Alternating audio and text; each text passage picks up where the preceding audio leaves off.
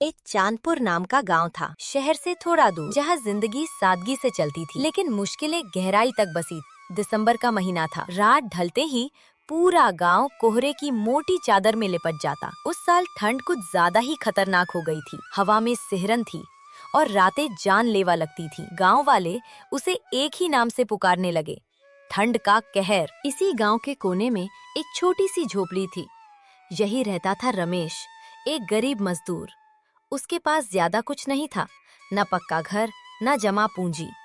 उसकी पूरी दुनिया सिर्फ 3 लोगों में सिमटी थी, पत्नी सीता और 8 साल का बेटा अमन। बाबा, मुझे बहुत ठंड लग रही है।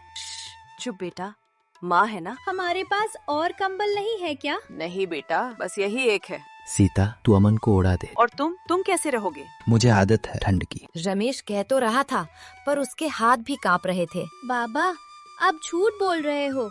बस थोड़ी सी हवा है मेरे शेर। तभी बाहर से किसी के खांसने की आवाज आई। ये कौन है इतनी रात को? रुको, मैं देख के आता हूँ। दरवाजा खुला और ठंडी हवा के साथ एक कांपता हुआ साया अंदर आया। बेटा, रात बहुत ठंडी है। आप यहाँ इस हाल में बाबा? बेटा, ठंड ने पैर रोक लिए, कहीं रुकने की जगह नहीं मिली। रमेश ने पीछे मुड़कर देखा। सीता और अमन की नजर उस पर टिकी हुई थी। हमारे पास सिर्फ एक ही कंबल है। बाबा, उनको दे दो ना।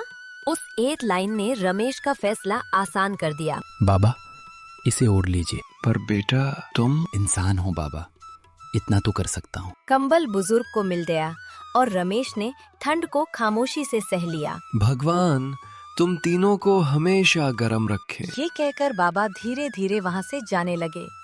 कोहरे में उनका साया आंखों से ओझल हो गया। रात ठंडी थी, पर उस झोपड़ी में इंसानियत की गर्मी जिंदा थी। माँ, कल धूप निकलेगी ना? हाँ बेटा, जरूर। ठंड का कहर सिर्फ उन्हीं पर पड़ता है जो दिल से ठंडे हो जाते हैं। अगले दिन सुबह चांदपुर गांव धीरे धीरे जाग रहा था। रात की ठंड ने अपना निशान छोड़ दिया था, पर धूप की पहली किरण उम्मीद लेकर आई थी। माँ, कल रात बहुत ठंड थी ना? हाँ बेटा, पर हम साथ थे। रमेश चुपचाप बाहर देख रहा था। उसकी नजर अभी भी कल रात की तस्वीर पर अटकी हुई थी। भगवान सब ठीक रखना। सीता जब बाहर निकली तो उसके कदम वही थम गए। रमेश, ये देखो। दरवाजे के पास 2 मोटे नए कंबल साफ कपड़े में लपेटे हुए थे। रमेश ने धीरे से कंबल उठाए। वे सिर्फ गर्म कपड़े नहीं थे, वे रात भर की इंसानियत का जवाब थे। बेटा, कल रात जो हुआ उसे कभी भूलना मत। जी पापा, मैं जरूर याद रखूंगा। सीता चुपचाप ये सब सुन रही थी।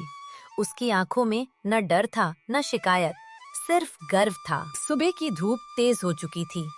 रमेश अपनी कुल्हाड़ी कंधे पर रखकर रोज की तरह काम पर निकल पड़ा। गांव के चौक पर कुछ लोग पहले से ही खड़े थे।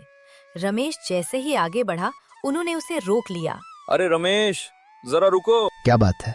कल रात वाली बात पूरा गांव जानता है। उसमें कोई बड़ी बात नहीं थी। लोग एक दूसरे की तरफ देखे, फिर आगे बढ़े। बड़ी बात नहीं, तुमने अपना कंबल दे दिया और खुद बिना चादर के सो गए। वो बाबा ठंड से कांप रहे थे, बस वही देखा। गांव के लोग चुप हो गए।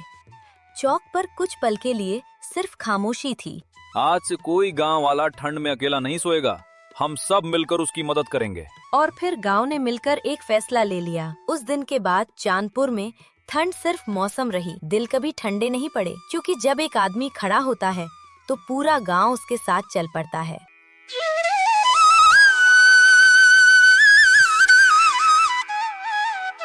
एक समय की बात है। सुंदरपुर नाम के एक छोटे से गांव में राघव नाम का एक गरीब किसान अपनी पत्नी कविता, अपनी बूढ़ी माँ और अपनी छोटी सी बेटी गुड़िया के साथ रहा करता था। और गरीबी के बावजूद उसके दिल में अपने परिवार के लिए गहरा प्यार और अपनापन भरा हुआ था। राघव अपने परिवार का गुजारा गांव के लाला जी के यहाँ मजदूरी करके करता था। दिन भर कड़ी मेहनत करने के बाद भी उसके घर का खर्च बहुत मुश्किल से चलता था। राघव के पास थोड़ी सी जमीन थी, जिसमें कविता रोज सुबह से शाम तक मेहनत करके सब्जी और फल उगाती थी। हर हफ्ते बाजार के दिन कविता अपनी टोकरी लेकर बाजार जाती और जोर जोर से आवाज लगाती, ताजा ताजा सब्जी ले लो, फल और सब्जी ले लो, हरी भरी सब्जियां सस्ते दाम पर ले लो। गांव के लोग कविता की सब्जी बहुत पसंद करते थे। सुंदरपुर के सभी लोग उसी से सब्जी खरीदते थे। एक दिन बाजार में श्यामलाल काका कविता से मिले। अरे कविता बेटी, कैसी हो? घर में सब ठीक है? जी काका, सब ठीक है। आप कैसे हो? बस बेटी, काम के चक्कर में आज बाजार आना पड़ा। बताओ, टमाटर क्या भाव चल रहे हैं? रोज की तरह 20 रुपए किलो काका। तो 1 किलो दे दो। जरूर काका, जरूर। ऐसा कहकर कविता उन्हें टमाटर दे देती है। राघव के खेत के पास एक बहुत पुराना कुआं था जो सालों से बिल्कुल सूखा पड़ा था।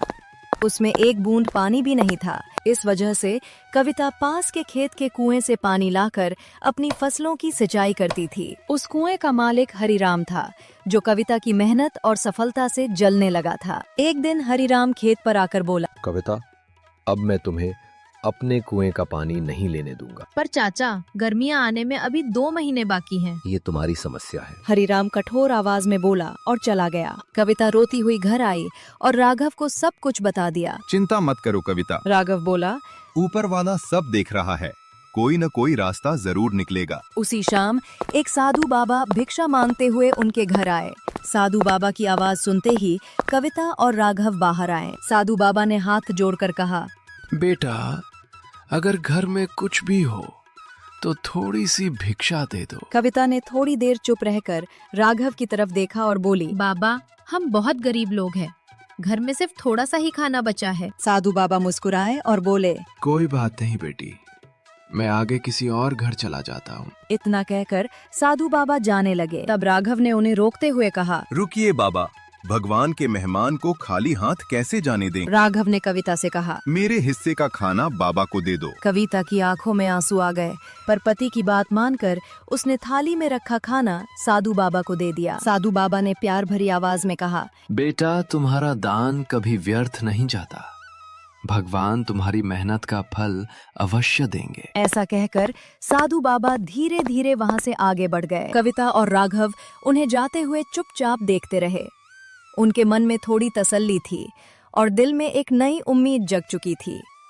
साधु बाबा के जाने के बाद घर में कुछ देर तक सन्नाटा छाया रहा। तब राघव की बूढ़ी माँ ने धीमी आवाज में कहा, बेटा राघव, एक बात कहूँ? हाँ माँ।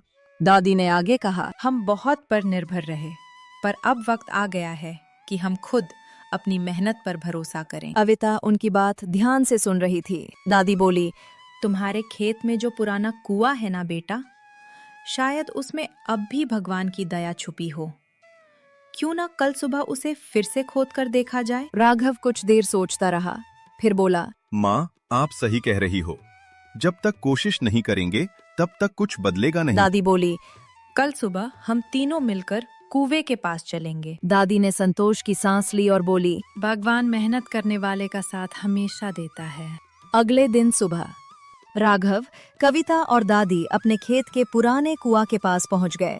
राघव ने कुएं में झांक कर देखा और बोला, देखो कविता, बिल्कुल सूखा पड़ा है, एक बूंद पानी भी नहीं है। कविता ने भारी मन से कहा, हाँ जी, लगता है प्रभु हमारी परीक्षा ले रहे हैं। तब दादी ने शांत आवाज में कहा, बेटा, मेहनत करने से पहले घबराना नहीं चाहिए। भगवान पर भरोसा रखो और अपनी पूरी कोशिश करो। राघव ने हिम्मत जोड़कर कहा, माँ, आज मैं खुद इस कुएं को खोदूंगा। ये कहकर राघव धीरे से कुएं के अंदर उतर गया और मेहनत से मिट्टी और पत्थर हटाने लगा। कविता और दादी ऊपर से उसकी मदद कर रही थी। कुछ देर बाद अचानक पत्थर के बीच से पानी की हल्की सी धार निकल आई। राघव हैरानी और खुशी से बोला, ये पानी कहाँ से आ रहा है? उसकी आवाज सुनकर कविता और दादी दौड़कर कुएं के पास आईं। कविता खुशी से बोली, राघव, सच में प्रभु ने हमारी सुन ली। राघव की आंखों में आंसू आ गए। उस पल उसने मन ही मन प्रभु का धन्यवाद किया और उसे समझ आ गया कि सच्ची मेहनत और निष्कपट दान कभी व्यर्थ नहीं जाते।